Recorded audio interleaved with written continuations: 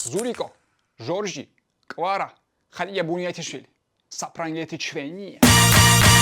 პირველ რიგში ველოცავ კვარას ამ ტრანსფერს ძალიან მაგარი ამბავია, თან ამდენი ქართველ ფეხბურთელში ჯერ არ გადაუხდიათ. რა იყო დოკმას უთვლი ჯიმა? მაგრამ უბრალოდ რანაირად არის 70 კი ევრო გადაიხადეს ადამიანში. უბრალო. ესე იგი ამდენი ვირუსი არის ქალაქში და ერთი არ შეხვდა ამას. რა სიტყვი ლუის ენრიკეზე? ერთ-ერთი ტოპ მწვრთნელია. და ფიქრობ რომ შეძლებს გუნდის დალაგებას.